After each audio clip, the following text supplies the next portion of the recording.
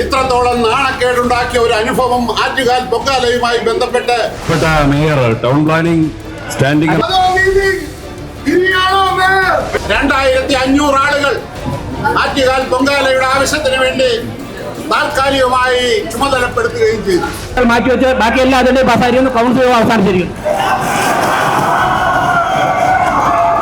ഈ നഗരസഭാ council mayor ഉൾപ്പെടെയുള്ളവർ സഖി കെട്ടുകൊണ്ട് ഈ കാര്യത്തിൽ സൂചിപ്പിച്ചത് അവരുടെ പരിചയക്കുറവിനെ സംബന്ധിച്ച് ബോധ്യമുള്ളവരാണ് ഞങ്ങൾ.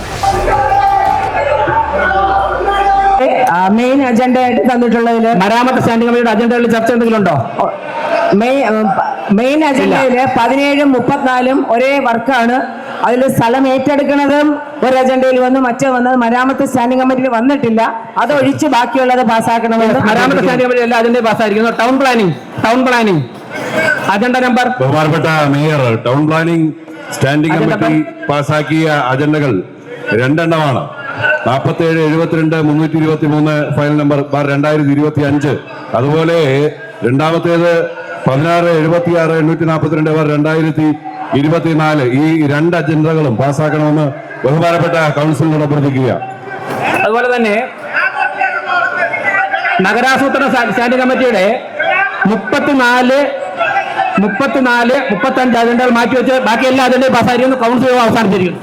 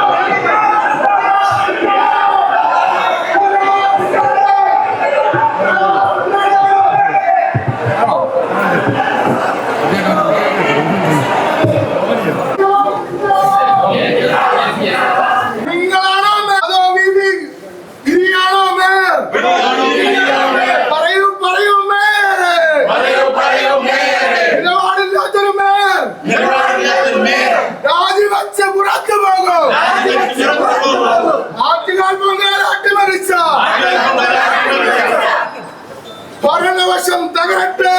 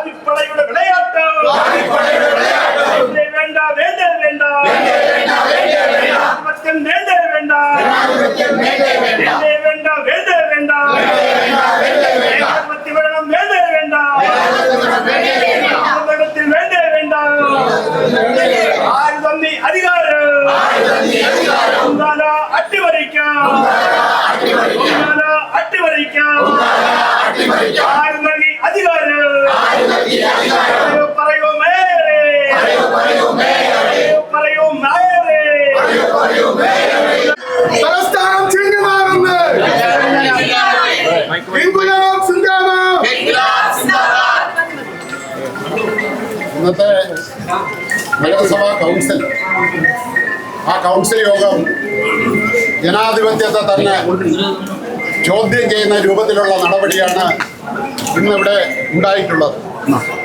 നഗരസഭയുടെ കൗൺസിൽ യോഗം ആരംഭിച്ചു. ഒരു കൗൺസിൽ യോഗത്തിൽ ചർച്ച ചെയ്യാൻ പോലും കഴിയാത്ത തരത്തിലുള്ള ദീർഘമായ അജണ്ടകൾ ഉൾപ്പെട്ട അജണ്ടകളാണ് നഗരസഭാ കൗൺസിൽ യോഗത്തിൽ ഇന്ന് അവതരിപ്പിക്കപ്പെട്ടത്. അതിൽ തന്നെ ആരോഗ്യ സ്റ്റാൻഡിംഗ് കമ്മിറ്റിയുടെ അജണ്ടയുടെ ഭാഗമായി ആറ്റുകാൽ പൊങ്കാലയെ സംബന്ധിച്ചുള്ള കാര്യങ്ങൾ ചർച്ചയ്ക്ക് വന്നപ്പോൾ ബഹുമാനപ്പെട്ട മേയർ എല്ലാ അജണ്ടകളും ഒറ്റയടിക്ക് പാസാക്കിക്കൊണ്ട് ഈ നഗരത്തിൽ ഏറ്റവും നാണക്കേടുണ്ടാക്കിയ ചരിത്രത്തിൽ ഇത്രത്തോളം നാണക്കേടുണ്ടാക്കിയ ഒരു അനുഭവം ആറ്റുകാൽ പൊങ്കാലയുമായി ബന്ധപ്പെട്ട് ഉണ്ടായിട്ടില്ല എന്നുള്ളതാണ് യാഥാർത്ഥ്യം. പത്രമെല്ലാം ഇന്നത്തെ ദിവസം മലയാള മനോരമ പത്രമടക്കമുള്ള പത്രങ്ങൾ ഏറ്റവും വലിയ വാർത്തയായി തന്നെ മാലിന്യം ആറ്റുകാൽ പൊങ്കാലയ്ക്ക് ശേഷം അത് മാലിന്യം നീക്കുന്ന കാര്യത്തിൽ വന്നിട്ടുള്ള കുറവുകളെ സംബന്ധിച്ച് സൂചിപ്പിച്ചുകൊണ്ടുള്ള വാർത്തയാണ് ഉണ്ടായിക്കൊണ്ടിരിക്കുന്നത്.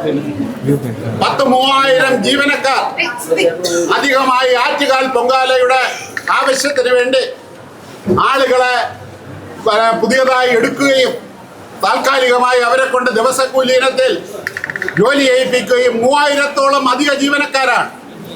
ഇന്നോളം ആറ്റുകാൽ പൊങ്കാലയുടെ ചരിത്രത്തിൽ ഇത്രത്തോളം ജീവനക്കാരെ എടുത്തുകൊണ്ടൊരു പ്രവർത്തനം നടത്തിയിട്ടില്ല. മൺകട്ട മാറ്റുന്നതിന് വേണ്ടി മാത്രം 600-ഓളം ആളുകളെയാണ് പുതിയതായി ഈ ആവശ്യത്തിനെടുത്തത്. 2500 ആളുകൾ ആറ്റുകാൽ പൊങ്കാലയുടെ ആവശ്യത്തിന് വേണ്ടി താൽക്കാലികമായി ചുമതലപ്പെടുത്തുകയും ചെയ്തു. നിങ്ങൾക്ക് പത്രക്കാരായ നിങ്ങൾക്ക് എല്ലാവർക്കും അറിയാമല്ലോ, ആറ്റുകാൽ പൊങ്കാല ദിവസം ഈ പൊങ്കാല കഴിഞ്ഞതിന് ശേഷം നഗരം മാലിന്യത്തിൽ തന്നെ മാലിന്യ കൂമ്പാരമായി മാറിയ അവസ്ഥയെ സംബന്ധിച്ചാണ് നമുക്ക് കാണാൻ കഴിഞ്ഞത്. അതിനെ സംബന്ധിച്ച് നഗരവാസികൾ ചോദ്യം ചെയ്തപ്പോൾ അതിനെല്ലാം തന്നെ BJPയുടെ നേതൃത്വത്തിലുള്ള ഈ നഗരസഭാ കൗൺസിൽ മേയർ ഉൾപ്പെടെയുള്ളവർ സഹി കെട്ടുകൊണ്ട് ഈ കാര്യത്തിൽ സൂചിപ്പിച്ചത് അവരുടെ പരിചയക്കുറവിനെ സംബന്ധിച്ച് ബോധ്യമുള്ളവരാണ് ഞങ്ങൾ.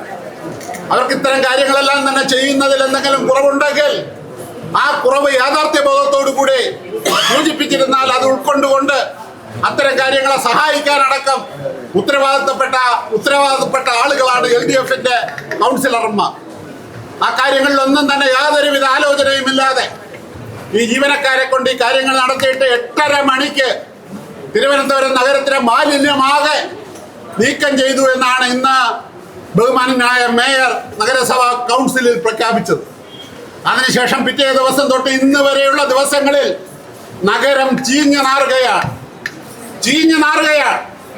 അതിനെ സംബന്ധിച്ചുള്ള വാർത്ത വന്നപ്പോൾ അതിന് മറുപടി പറയാൻ, ആ നാണക്കേട് കൊണ്ട് മറുപടി പറയാൻ കഴിയാത്ത രൂപത്തിൽ മേയർ കൗൺസിൽ യോഗത്തിലെ അജണ്ടകളെല്ലാം തന്നെ പാസ്സായതായി പ്രഖ്യാപിച്ചുകൊണ്ട് ജനാധിപത്യത്തെ പോലും തകർക്കുന്ന രൂപത്തിലുള്ള സമീപനം സ്വീകരിച്ചുകൊണ്ടാണ് കൗൺസിൽ യോഗം അവസാനിപ്പിച്ചത്.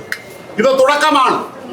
ഈ തുടക്കം ഇത്തരം കാര്യങ്ങളെ സംബന്ധിച്ച്, ഇവരുടെ ഭരണപരമായിട്ടുള്ള കഴിവുകേടുകളെ സംബന്ധിച്ച് ഞങ്ങൾ എപ്പോഴും അതിനെ സംബന്ധിച്ച് ചോദ്യം ചെയ്തുകൊണ്ട് തന്നെ മുന്നോട്ട് പോകുമെന്നുള്ള കാര്യത്തിൽ യാതൊരുവിധ സംശയവുമില്ല. ചോദ്യം ചെയ്യുന്ന അവസരത്തിൽ നഗരസഭാ കൗൺസിലർമാർക്കുള്ള ജനാധിപത്യ അവകാശങ്ങളെ ചോദ്യം ചെയ്യുന്ന രൂപത്തിൽ ഈ മേയർ മാറിയാൽ അതിനെ ഏതറ്റം വരെയും പോയി നേരിടുന്ന രൂപത്തിലുള്ള പ്രവർത്തനങ്ങൾക്ക് LDF നേതൃത്വം നൽകുമെന്നുള്ള കാര്യമാണ് നഗരവാസികൾക്ക് വേണ്ടി ഞങ്ങൾക്ക് ഇവിടെ സൂചിപ്പിക്കാനുള്ളത്. അപ്പൊ ഇത്തരം കാര്യങ്ങൾക്കെതിരായിട്ടുള്ള അതിശക്തമായിട്ടുള്ള പ്രക്ഷോഭ സമരങ്ങൾ സംഘടിപ്പിച്ചുകൊണ്ട് ഞങ്ങൾ മുന്നോട്ട് പോകുമെന്നുള്ള കാര്യം ഇവിടെ സൂചിപ്പിക്കുകയാണ്. അതോടൊപ്പം തന്നെ ഇവിടെ നടന്ന കാര്യങ്ങളെ സംബന്ധിച്ച് LDFന്റെ ലീഡറായിട്ടുള്ള ശ്രീ SP ദീപക് അതിനെ സംബന്ധിച്ച് സൂചിപ്പിക്കും.